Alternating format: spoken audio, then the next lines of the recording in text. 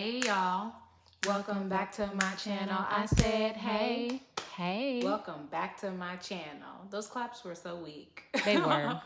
Hey y'all, I'm Jazmyn W. Welcome back to my YouTube channel. Y'all know it's Friday night right after the show, and on Friday nights we do Ready to Love. I'm super excited because this show is just very interesting, and I love analyzing the couples and the people on the show. Y'all know I like to jump right into it, but first I must let you know, if you have not subscribed to my channel and you love it and you enjoy it, then I just want to let you know you are not supporting a Black business, so it don't cost you nothing at all. Go ahead and subscribe and help us out. I appreciate you. And go ahead and go to my Instagram too and follow me on there too. And whenever y'all see me do a sponsored ad or something like that, y'all better like and comment on it and everything, okay? Baby, if I'm selling hemorrhoid cream, you better say, yes, I need to go pick some up tonight, okay? That is how you support a small business, so that I can continue to partner with brands that I know and love, and you guys can keep enjoying my content for $0, okay? Exactly. Let's get into the show. I'm going to be hopefully going in order of the show as far as the dates and everything like that. Let me tell y'all something. After I do these videos, I don't remember nothing that was said. So everything I said about first impressions last week, I don't remember. Child, I can't remember everything, but I remember a few things. So let's get into it. You can't remember nothing. First, we had a date between Corey and Moomin. I hope I'm saying her name right. I don't think anybody is saying her name correctly on the show. But it's Moomin, I think, or something like that. But anyway, I wrote down, of course, Corey was changing Moomin's tire after they had the event last week, and he took that opportunity to ask her on a date, because he took that opportunity every time he interacted with any woman to ask them on a date. Right. Moomin seemed to be very impressed by it, and I think it was a very nice and sweet gesture. However, I think that when a man sees a woman with a flat tire, if he's capable of changing it, he should. You know what I mean? Like, he should take the time out to change it. Whatever you have to do can wait. It's like, oh, I saw somebody with a flat tire and I decided to help them out. I think that's just the human thing to do. And I don't think there's anything specifically, revolutionary about the fact that he did that. It was just a really kind gesture. But it was kind. Right. So Corey said that this is where he excels in the first date. Corey, you don't excel anywhere because you are single. Okay. Yeah. If you excel during the first date, you would get a second. And what do? Fail in the second date or fail in the third one? I don't understand his logic around going on dates just to go on dates because he feels like it's some sort of accomplishment. Explain. Moomin said that acts of service is her love language. Here we go. Let me just ask y'all something. I've never read the love language book. And ain't going to read it. Somebody a white man created a book and you guys just ran with it. I listen, I don't know all of the love languages. I've never read the book, but I don't think you guys are using the definitions correctly. If I just took an educated guess, I don't think that you guys are using the whole love language thing appropriately. I should just read the book just so that I can go ahead and let you guys know that this is not how it works. But she says that changing my tire was great because my love language is acts of service. One thing about that sentence is acts of service, not act. That was just one thing that he did. Maybe call me a hard ass, but baby, he can win you over with one thing that he did that he should have done anyway. Okay. Anyway, she called Corey corny. She said that his jokes were awful, but somehow she's still falling for him. Isn't this is an odd situation right here. I think that she is just being open-minded about dating Corey, but I don't think, can you call somebody that you're really into corny? I guess you can, but yes. I don't know. I thought that was kind of funny because it's kind of like she realizes that he's lame, but she still wants to move forward. You been there. I wrote down Corey is so strange. He really is. He got behind her on the log that they were, chilling on. And she was like, okay, he was like, okay, let's go. And she was like, okay. And then instead of helping her get down like she expected, he got behind her and said, this is how we would look if we were both riding a horse. Okay, so make some horse sounds then, I guess, Corey. Child, anyway. Corey gives me the impression that he's been a pretty good looking guy for a long time, so he gets a lot of play, but it's not because he is a social butterfly, and it's not because he's particularly interesting or has a great personality or funny or anything else. He just is tall and dark skinned, and That's it. that has gotten him by when it comes to dating. And now he's getting to the point where he's a little bit older, and you actually have to say something, make an effort and have some substance in order to, you know, move past the first date with somebody. And I think that's where he's gonna struggle here. Anyway, next we have a date between I think it's Corey, I can't even write my name, Courtney, Cameron from the Dipset girl, and Camille and Walter. Oh, this is Cornelius, Courtney, Cornelius, Walter, and Camille went on a lunch date that Camille set up. I don't like the fact that Camille set up a date with two people that she was interested in and one woman that she was threatened by, to see how the men would react to the woman that she was threatened by. Yeah, that was not nice. Are you setting up this opportunity to compete with Courtney right now? Yes. That's weird, because I don't think Courtney knows or even cares that you're competing with her. I think Courtney is probably just thinking that you guys are there to get to know the guys, but you're here eyeing her, and you set her next to your crush to see how touchy-feely they got. What a weird thing. Very weird. Like on Married at First Sight in the beginning of the season, I talked about just wanting to be hurt, wanting to be disappointed. Begging. I think that Camille is showing us that she wants to be upset. She wants to be jealous. She's going to look for opportunities for her crush to make her unhappy so that she can call them out. And I don't think there's something that's just weird about that. Walter said sex over everything when they talked about how important sex is in a relationship. And then Camille said because Walter and Courtney both agreed that sex was really important in a relationship and that they couldn't wait for marriage, she called them freaks. Girl, bye. That's not a freak. I don't know if you know what a freak is, Camille. That is just two people who are really upfront and honest about what their expectations are when it comes to dating somebody. You know what? I like the fact that Walter said sex is super important. Like, it's not something that I'm going to give up. So you can go ahead and make your decision about whether you want to move forward with him based on that sentence. And the same with Courtney. Exactly. Courtney was like, oh, so I guess I can't rub your leg at dinner. I guess if we celibate, I can't rub your leg. Yes, what? Who says you can't? We're not Mormon. Who said that? Right? We're just... Who said that? Not gonna have intercourse. Right. Yeah, I think you can rub my leg.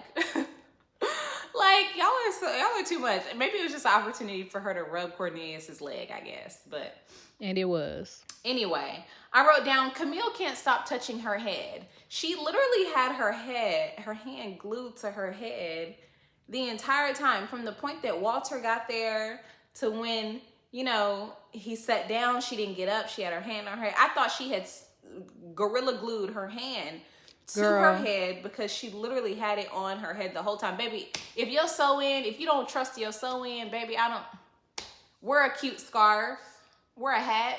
Something, a do-rag or something. Because you don't have a lot of faith in your sew-in right now and your leave-out. Let's move on to Zadia and Tyrone.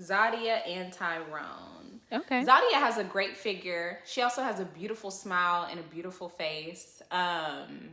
Tyrone, on the first episode, I didn't mention this, but they flashed back to Tyrone when he was in the service, and he looked very handsome when he was in the service.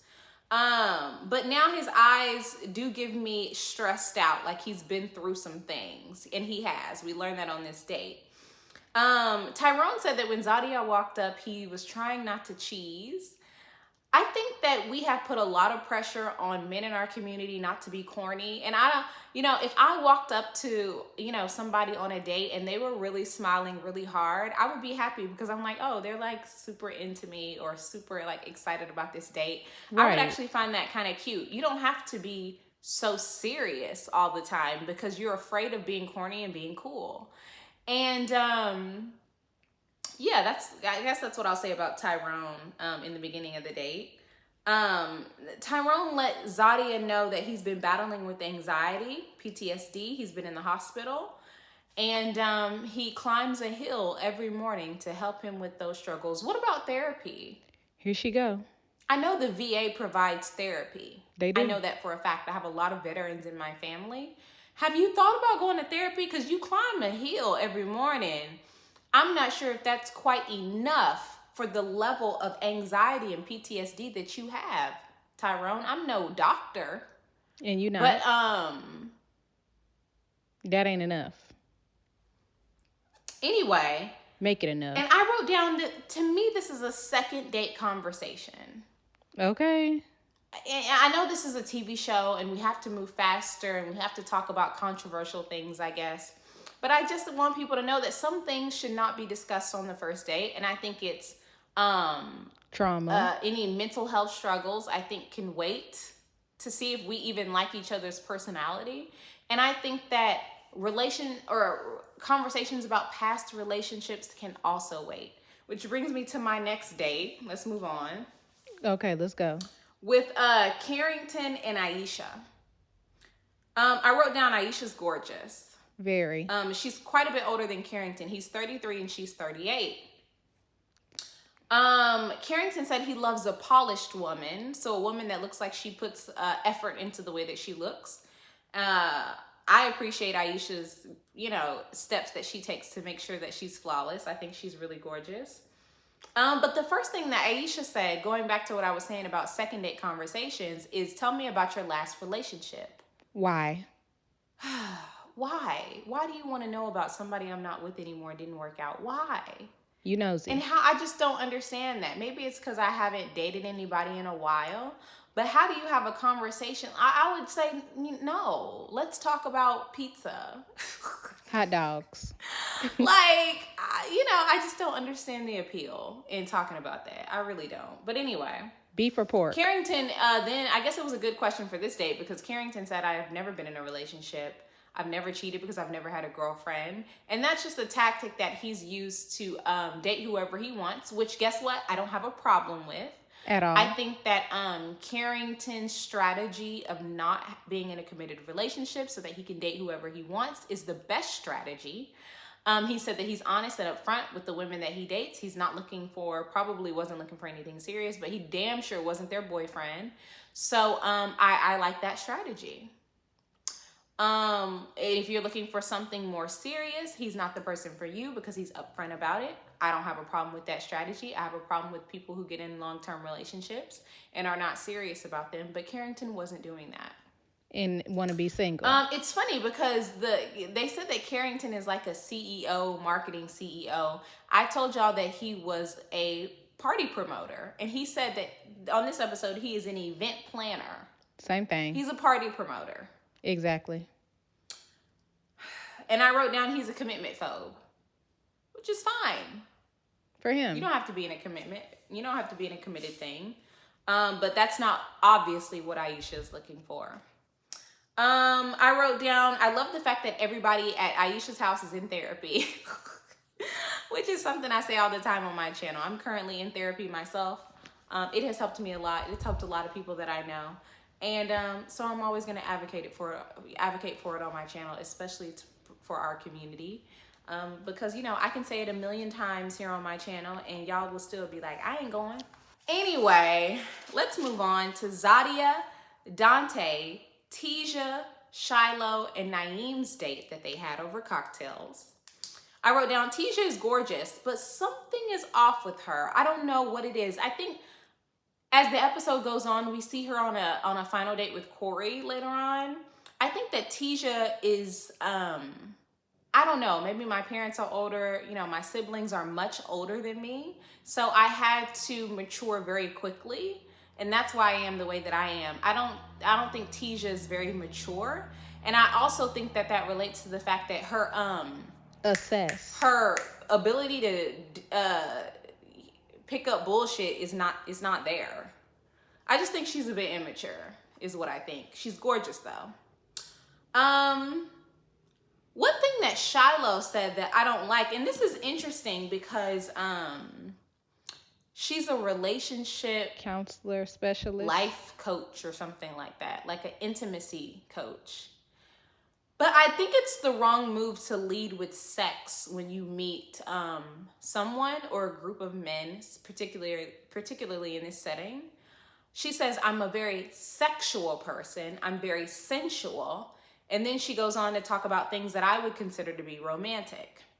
And I wanted to call this out because being sexual, being sensual, and being romantic are three different things. And I think that men hear three very different things. What they hear? When a woman says she's very sexual, Courtney also said this on her date with Cornelius and the other people. I think that men hear, I like to have sex. Okay, yeah, I would agree. But I'm you, so. I think that when a man hears, I'm very sensual, I think men probably hear, I like physical touch and foreplay before sex. And I think that when men hear romantic, I'm very romantic and I like romance, men hear, oh, I'm going to have to do something romantic to have sex with her. Those are just my guesses. You know, I don't know exactly how men think, but I think that saying that I'm a very sexual person, men get very excited about that. And you could see that Dante got very excited about that. Of course he would. Because it sounds to him like, oh, yeah, ooh, we about to get it in. We're about to get it in. But that's not necessarily what she means. And maybe that is what she meant. It is what she meant. But I think to lead with that when you're just starting to get to know somebody and saying, oh, I can up your sex game, is the wrong thing when you want somebody to take you seriously as far as a relationship goes, or possibly even a life partner. If you're just looking for a sex partner, then that could be kind of fun and cool. But if you're looking for something more long term, I don't think that you should lead with that on the first date, especially on a setting with multiple people and two men, and they don't know you very well. Right. That's just me. Let's see how it works out for her. They asked Naeem, where's the most risque place you've ever had sex? And he said, in the shower. It's dangerous.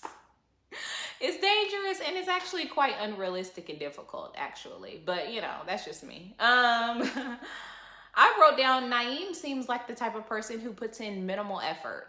Very little. He doesn't say much. He doesn't do much. He doesn't seem to care much. He puts in minimal effort, and he expects to see results. And I'm sure that's worked for him in the past, but let's see if it works on this show. It probably won't. And then the last things I wanted to mention, I think Zadia said she did it on a baseball field in one of the outings or one of the end zones or something, honey. I don't know sports. But I'm like, was that with a white man? Or what? Connor? Or what happened? Girl. But anyway, I digress. And Tisha kept it cute and kept it private. She said, I feel like my sexual history should stay between me and that person. And I think she's smart in doing that, at least in this particular setting with 5 other people there to examine and judge her past sexual encounters. Right. All right, lastly, we jump to the ladies' lounge, and here are the women's choices. Camille chose Cornelius. Tisha chose Cornelius. The lady with the braids, I don't know her name, she chose Cornelius and Tyrone, but Tyrone rejected her. We'll get back to it. Ooh. Sabrina chose Walter and Tyrone. Zadia chose Tyrone. Shiloh chose Dante. Courtney chose Corey and Carrington. And the girls had some interesting observations. Let's get it. Zadia said that when Corey speaks, he makes no sense, and I agree with her. I think she has great intuition. I think she's very smart. She does. And I think she's great at reading people, probably the best out of the women in the room. And I think she's right. Corey doesn't make any sense when he speaks. At all. One of the girls said that Carrington got an attitude. Oh, Sabrina said Carrington got an attitude when she brought up the age difference. And I think he's probably one of the youngest guys on the show, so he was probably just frustrated at everybody talking about how much older they are than him. and he probably didn't want to talk about it no more. But Carrington does seem like the type of guy who will get an attitude and really quickly when he don't like something. And we saw that when he sat down with Camille for the date / elimination that he had. We're gonna get to it. And then also, the girl with the braids said that Tyrone rejected her. He said he can't entertain more than 3 women at once, but he didn't tell her that. He told Shiloh that. Listen, I don't think people owe us an explanation for everything. Right. I don't like the fact that she's going to sit down with him next week and talk about why he don't like her. Stop doing this, people. When people ghost you, when people tell you that they're not interested in you, you don't have to sit down and have a conversation with them about why they're not interested. For 30 minutes. Move on with your life, because it does nothing for you to hear why somebody don't like you, okay? Somebody could not like something about you and the next person could love it. Right. So I really don't believe in sitting down and harping on why people don't like me, period. Ooh. And Tyrone said in the previews for next week, you know, there's never a good time to say that I like other people more than I like you. And that's just the truth. And that's just it, plain and simple. There's never a good time to say you ain't in my top 5. Or top 10. Okay, we used to be able to do it on Facebook, but not anymore. Or was it MySpace? We used to do it on MySpace. Baby, you're not in my top 5. That's it. Y'all know what I meant. Anyway, when Corey and Tisha sat down, I wrote down Corey is a creep. He's touching on Tisha's booty. He's talking about, oh, you know, I like to give me a little touch with your permission. You don't have somebody's permission when you walk up to them and just automatically hug them. Right. Oh, come on now. You know I need a hug. Gross.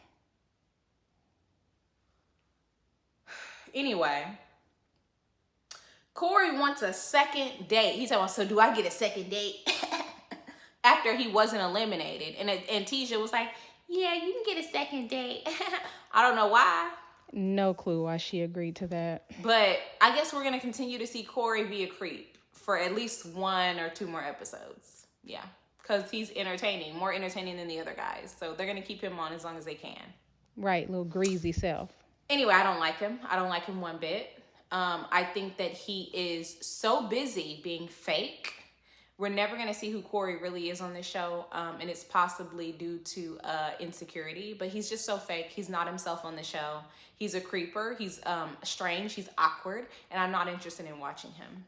Next. And then the last thing is Carrington sat down with Camille, and I was wondering, Carrington, have you ever seen the show, babe? Because he's like, is this a date or what is this? Come on, bro. Here we go. Your anger is coming out, Carrington. Your attitude, okay? Have you ever seen the show? This is a possibility that you might get eliminated. She told you as soon as you sat down that she met with the other girls. Right. Then when she goes to give you feedback, he's like, I don't get to give feedback around you. No, you don't. Well, this is particularly, do you want to hear what the women had to say about you and why you're being eliminated right now or not? Do you want to better yourself? Listen up if you want to better yourself. But ultimately, you know, he's a brat. And he didn't want to hear it. He's a party promoter, and he's cool, and he's too cool for school. Right. And he probably quit school to promote parties. Girl, college, yeah, he did. But anyway, that was the show. Carrington ended up getting eliminated. Next week, the men have the power. And I just noticed that the lounge, we're going to get to it, but the lounge next week, it looked like people had moved some chairs around and booths around. Why don't we have a space, a dedicated space, so that this show can be shot? Are the producers watching? Because I know the producers probably be watching my channel at this point. We need a dedicated, you know, like an Airbnb. Dedicated. A swanky one. Like, you know, like a dedicated space. A nice swanky meeting room. A nice, rent out a bar or a lounge. I don't want to see booths pushed to the side in the back of the shot. You the director. But anyway, honey, those were my 2 cents. I hope y'all enjoyed this review. Let me know what you thought about everything that happened. Specifically, I want to know what you thought about Corey and his antics through the episode. And, you know, the dates and everything. And the sex versus sensual versus romantic shit, too. I want to hear about that. Okay? See y'all later. Bye. Bye.